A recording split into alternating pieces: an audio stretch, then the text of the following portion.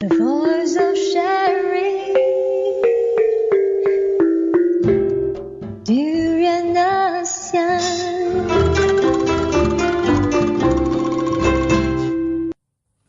Hi, you're back with Gowri on Durian ASEAN. We're moving on to our ABC dialogue now, and we will be discussing about of course, the heated presidential elections in Indonesia at the moment. And with me here, I have a very special guest all the way from Indonesia. Her name is Yuyun. Hello, Yuyun. Hi, Gowri. Hi, how are you doing? I'm good. Thank you. Okay, Yuyun, how is the atmosphere there in Indonesia at the moment?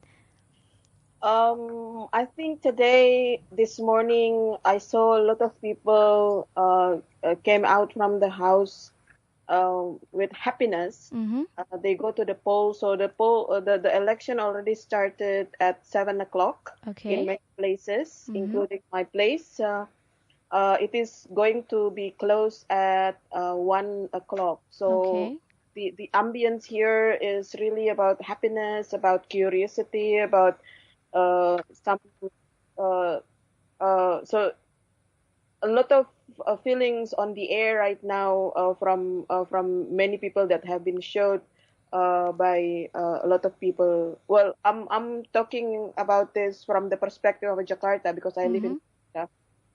I'm not sure what is the situation in other provinces, but I guess looking at the TV right now, Mm-hmm. I think we share this excitement about this year's election. Okay.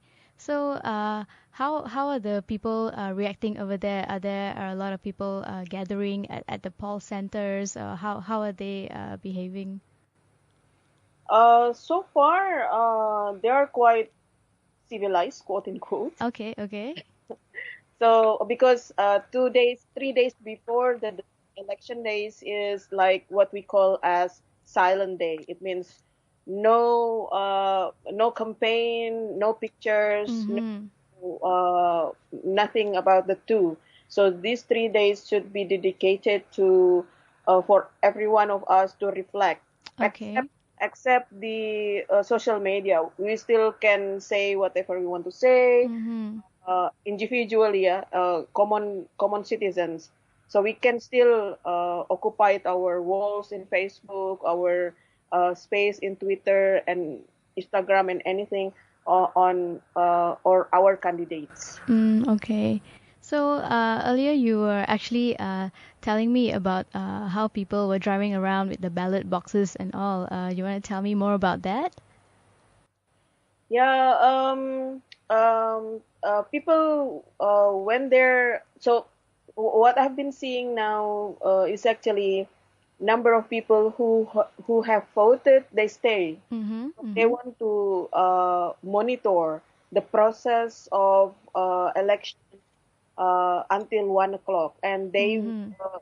they bring this mobile phone and camera and Mm-hmm.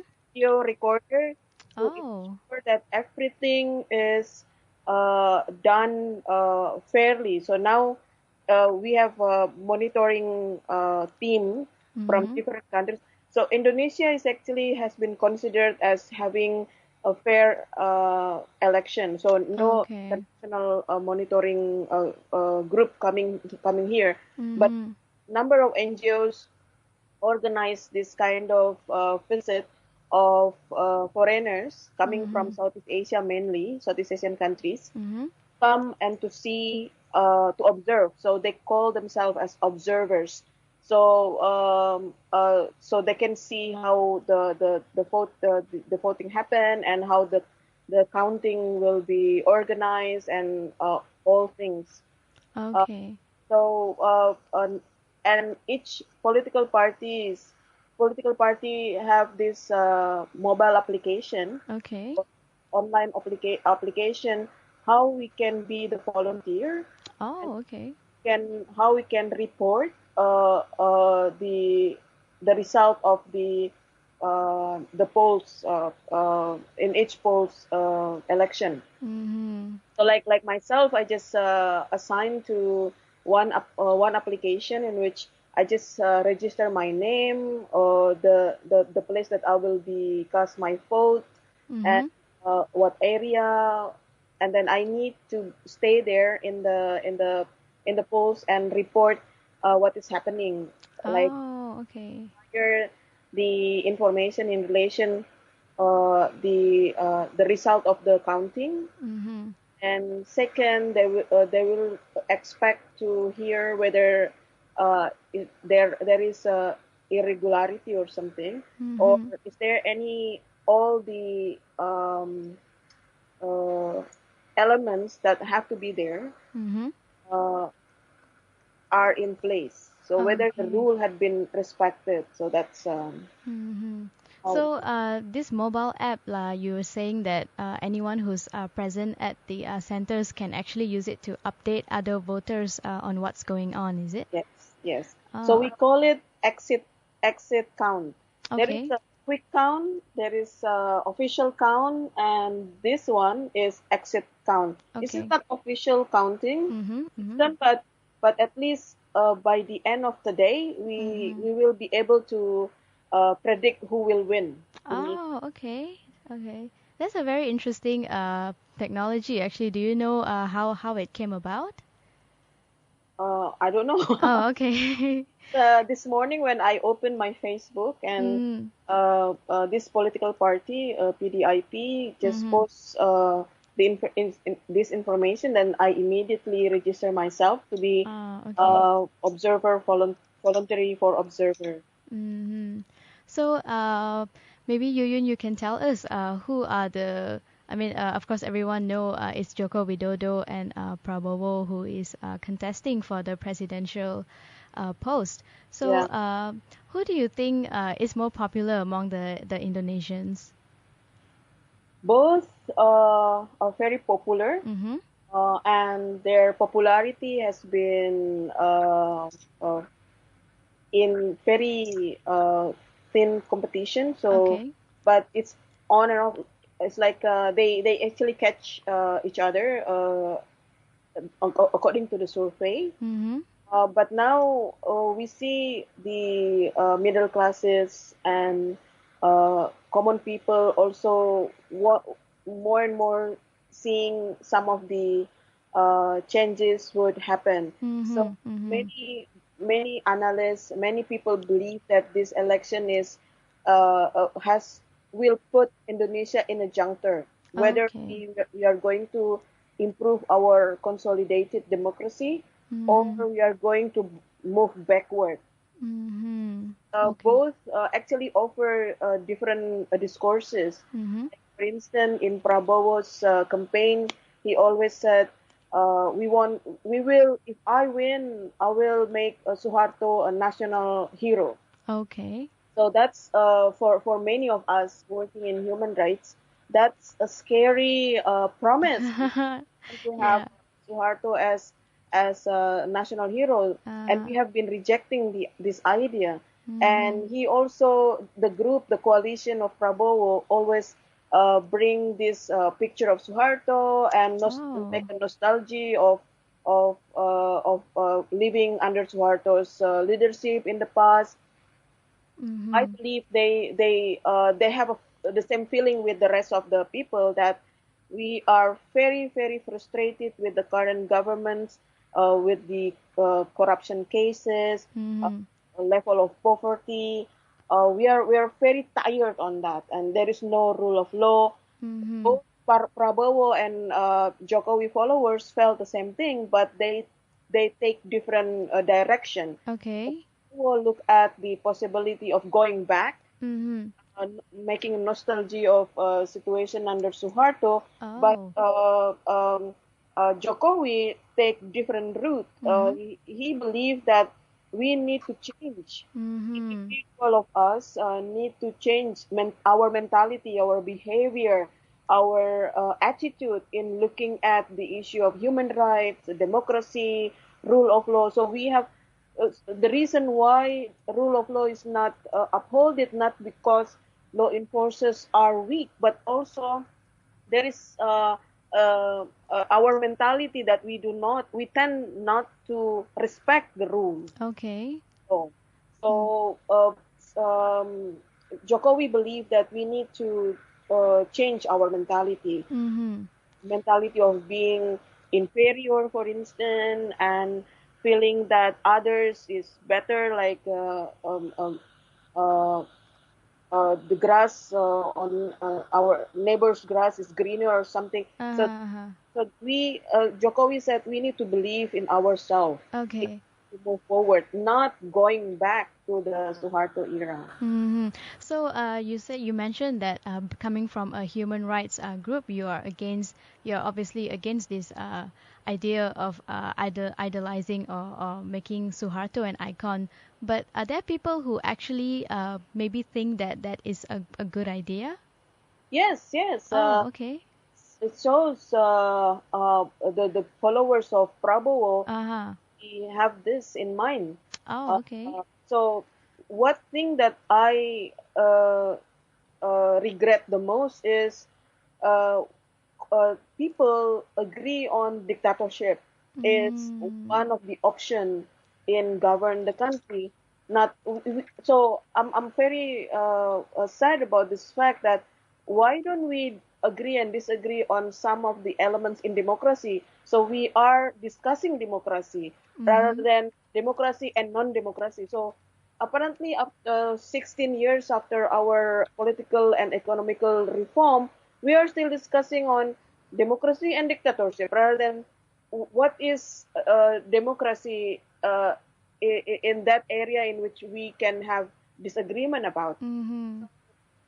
But that's perhaps that's our situation now, and I always believe that any political event like this, like election, is the other avenue for us to learn more about what kind of democracy that we want, because Indonesia Okay. is big, is 240 million people. We have Mm-hmm. different background, different ideas about democracy. Some what we believe as democracy in Jakarta, not necessarily understood by people perhaps in Aceh with different context, in Mm-hmm.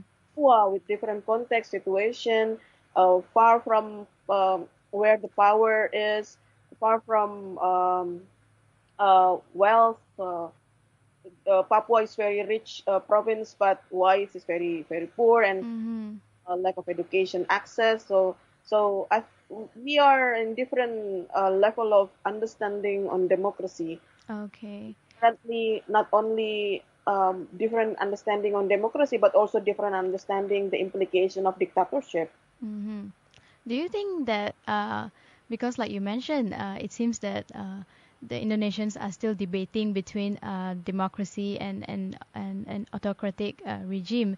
Do you think they are ready for a democratic nation? I think so. I, we the question on whether we are ready or not Mm-hmm.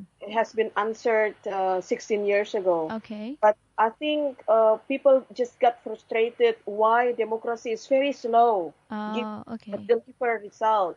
And so people, I think, need to learn that democracy is nothing without our participation. Mm-hmm. We want to make democracy works for us, not to give it only to the government and political parties, but individual citizens need to participate to make sure that democracy deliver. And Mm-hmm. organization NGOs like us who criticize government had been also blamed as those who uh, slower the democracy. In fact, we Mm-hmm. make democracy faster because by asking question, by using the spaces we have in democracy, Mm-hmm. then actually we participate, we contribute to the discourses, we contribute to the process to make it faster. Yes, the situation become very noisy, Mm-hmm. the noisy that we are expecting to have democracy happen. Mm-hmm. So the other side of democracy, the dark side of a democracy, was that since we have spaces opening in many places, all groups can use it, and no one can prevent any groups to use the space, the free space we have. Mm-hmm. So there has been number of chaos. There are number of of violence against civilians committed by other civilians like conservative groups, religious conservative groups, and Mhm. people were tired of this. People were so frustrated about this kind of violence because people believe that democracy will solve all problems. No, Okay. democracy does not solve all problems. Democracy provides space Mhm. to solve our problem. So Right. so this is the why Joko we believe that we need to solve our own problem in democratic situation, Mhm. not to give to democracy to solve our problem. So it is not how it works. Mhm. I guess it goes back to that mindset where people always turn to the government for a solution, and they Yeah, think that the moment it becomes a democratic country, it solve yeah, all the problem and give you all the answers. yeah. But But like you, sorry? But I think Pepe, people now learn day by day. Mhm. So different. I saw myself the changes happen in Indonesia. Okay. Common people, people who we call it ojek, those who have a Mhm. taxi driver or motorcycle taxi drivers, Mhm. they talk politics, in which 15 years ago we never hear this.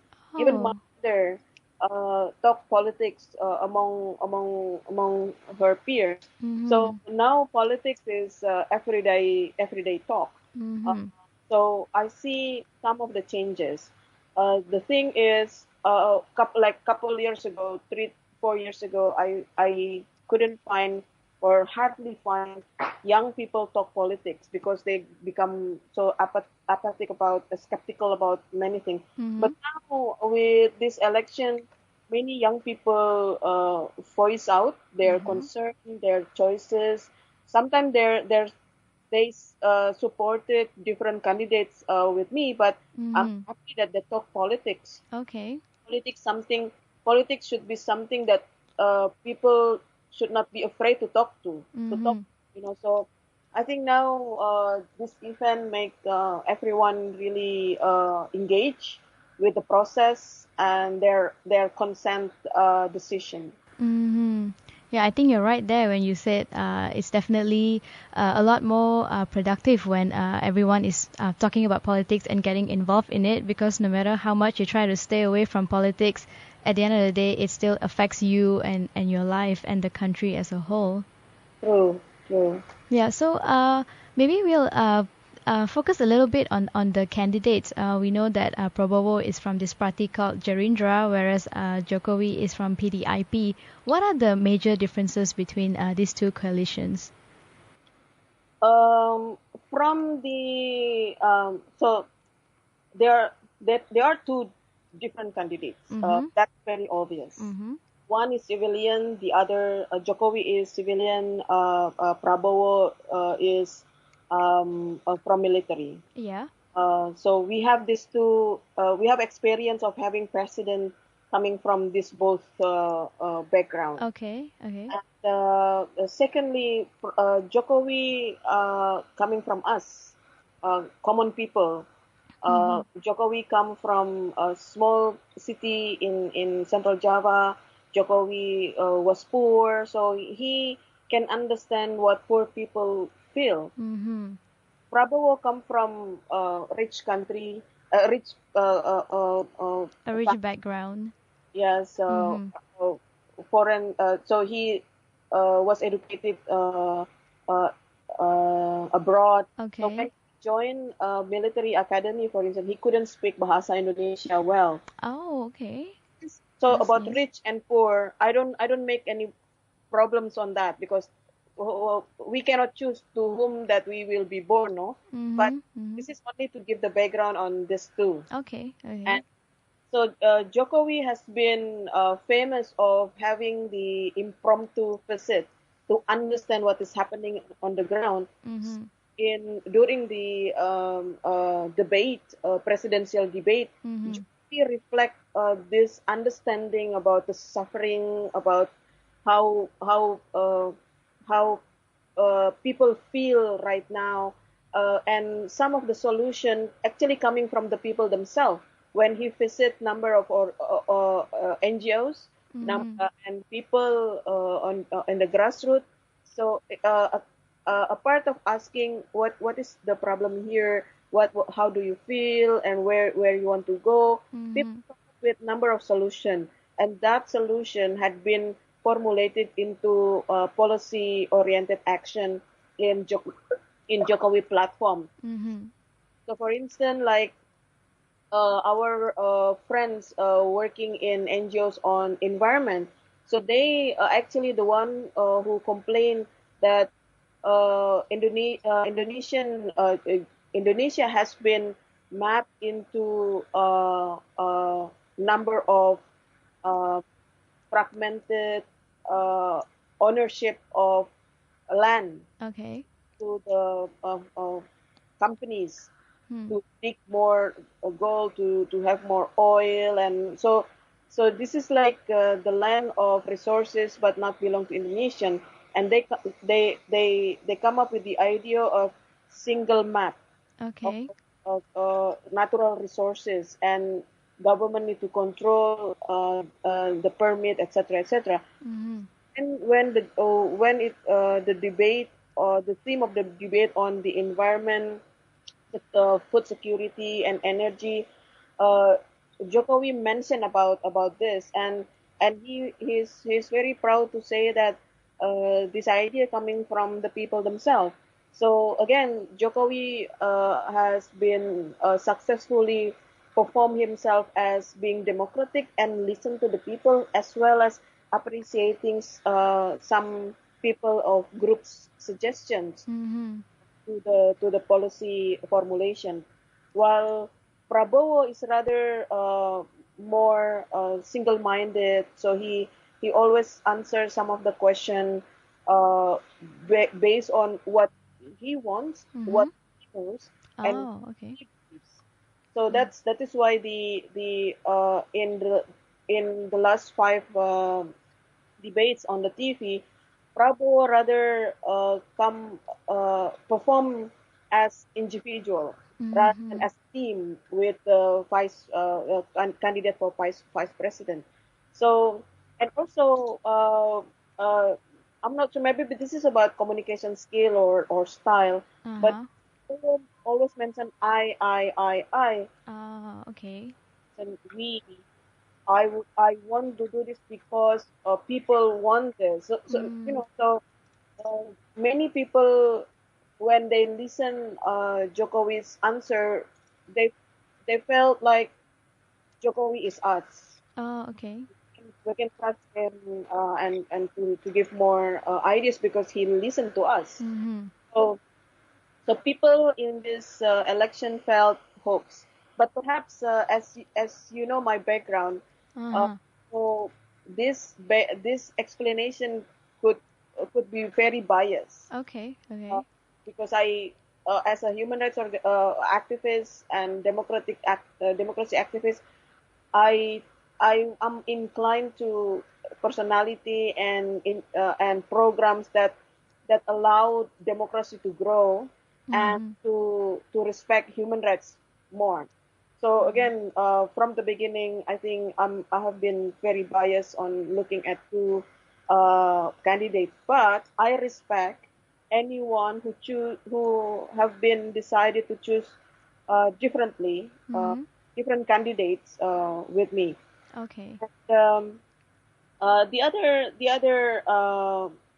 thing that many people always make different from candidate number one and candidate number two is that the campaigning candidate number two, Jokowi, they don't take bad thing about Prabowo. Okay. Okay.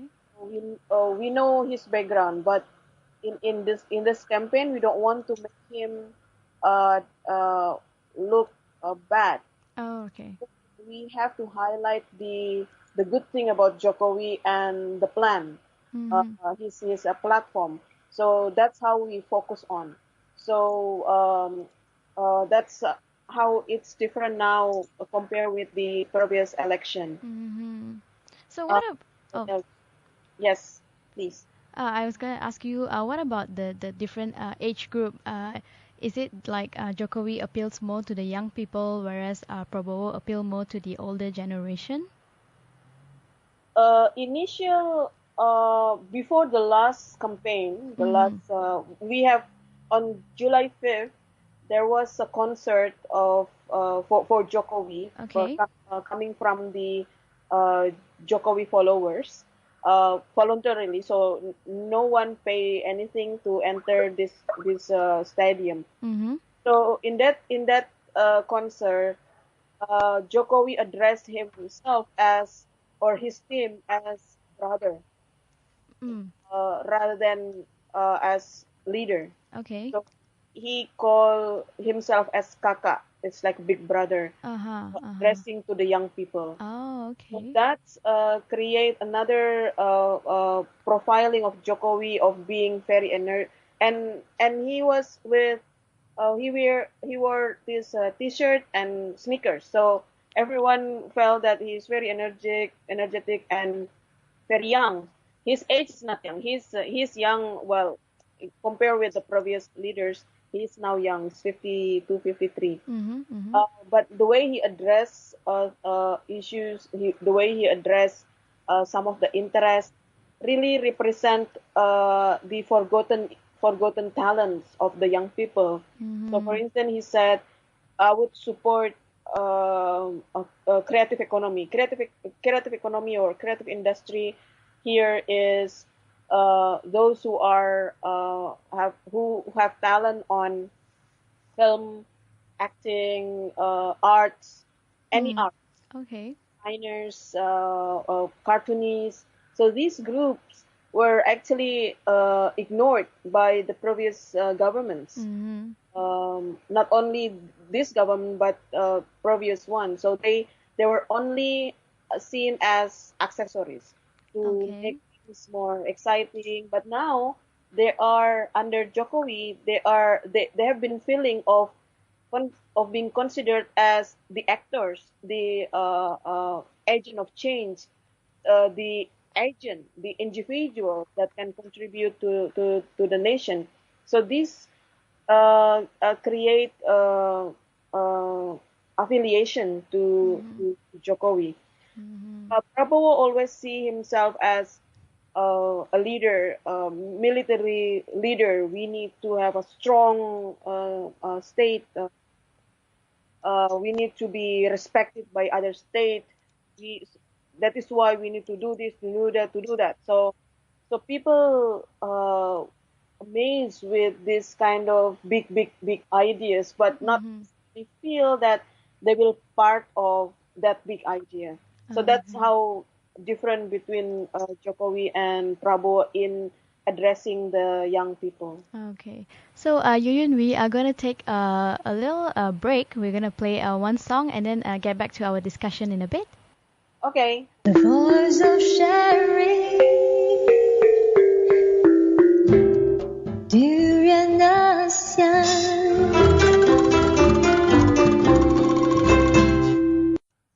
Hello and welcome back to our ABC Dialogue. With me here today, I have Yuyun all the way from Indonesia. And earlier we were discussing about the presidential elections, the people's perception, and also about the atmosphere in Indonesia right now. So I think for this second half, maybe we can talk a little bit about the manifesto of each contestant. So. Yuyun.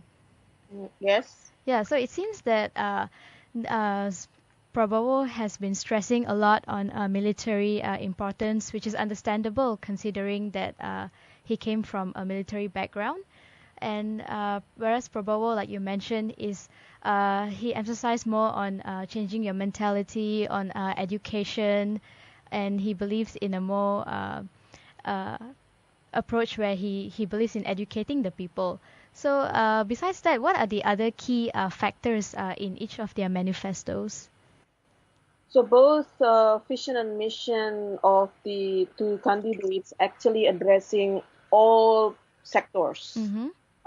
environment, infrastructure, peace, conflict, human rights, rule of law, foreign policy. So all of them have the same section because this outline had been introduced by the KPU or the Election Commission of Indonesia. Mm-hmm. But the difference is difference lays in the content of how they fill these outlines. Mm-hmm. It, Jokowi introduced the mentality revolution as you mentioned earlier, Uh-huh. but there is something that struck us. So this is the perspective of civil society working in human rights and democracy. In Prabowo's platform, he mentioned about the purification of the religion. Okay. Uh, and secondly, that struck us the most is that Prabowo mentioned about we do not need human rights court. We have Oh, human okay. rights court in ad hoc. So ad hoc mean we only we only set the court when Mm. it's needed, Okay. and if the evidence are enough to claim such event as human rights violation. Mm-hmm. uh, we we we were very worried about this too, because number one, state should uh, be a way to respect the practice of religion rather than govern or rule the religion. That's how human rights obligation to of the state is to respect, to allow the environment, the situation, the law and everything to make people feel secure in performing their religious practices. Uh, Giving state authority to decide which religion that is pure and not, that is very, very, very, very dangerous. Okay. Uh, Okay. so, so secondly, on human rights court, as we know, Prabowo was brought to human rights court in 1990s, 2000, over the issue of kidnap of the activists Mm-hmm. and students, and he was fired by the government in that time under Habibi, President Habibi. Uh-huh. On this too, we were very, very, very, very worried. If Prabowo become a president, Mm. uh, he will implement this kind of platform. Oh, okay. Platform has to be submitted to the election commission as the basis of the voters Mm-hmm. make decision. And this platform has been agreed by the coalition. Uh, Prabowo's coalition consists of his own party, Golkar, one of the biggest. Mm-hmm. Uh, what else? Uh, PKS, the Islamic political party. Mm-hmm. So Prabowo's coalition is very big. We were Okay. worried that if this platform agreed by all the political parties join his coalition, then it would be implemented. Mm-hmm. Jokowi rather on democracy and human rights, to respect human rights and to really ensure that the human rights violators will be brought to the court, and to ensure that the victim get justice. So that is why number of family of the victims lies on Jokowi's promise on this. The Mm-hmm. of students that had been kidnapped and still until now no one returned. Those whose churches and mosques had been sealed and has been destroyed by the religious conservative group, Mm-hmm. inclined to Jokowi because they believe Jokowi, through his platform, will be able to uh, provide mechanism in which they can reach justice. If Okay.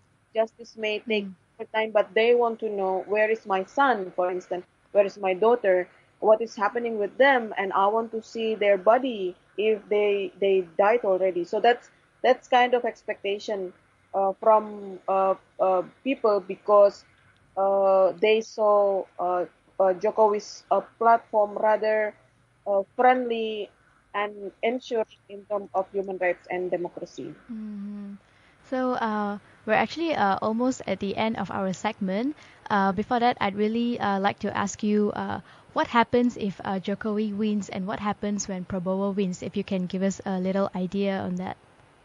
So even before they win the election, Mm-hmm. Prabowo and Jokowi and Yusuf Kala has made three things that they want to do in 100 days. Okay. So this is the first time that any candidate of president dare to say what they want to achieve in 100 days. Okay. So Okay. we always the one to go to the street asking a lot of promises to be fulfilled by the new president Mm-hmm.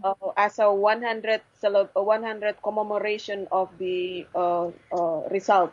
Mm-hmm. Uh, so Jokowi mentioned a number of very important area like rule of law. Number one is on rule of law, and Mm-hmm.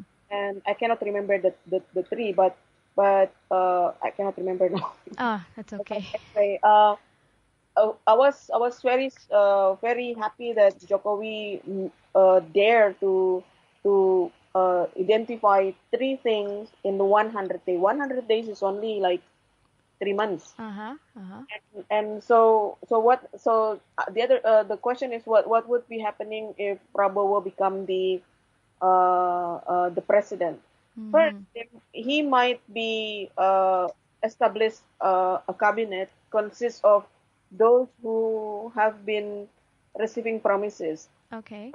Prabowo promised to parties that joined the coalition by a lot of promises like you will be the prime you will be the prime of the ministers, not prime ministers, but Uh-huh. Uh-huh. menteri utama. Okay. We don't have that kind of menteri utama thing.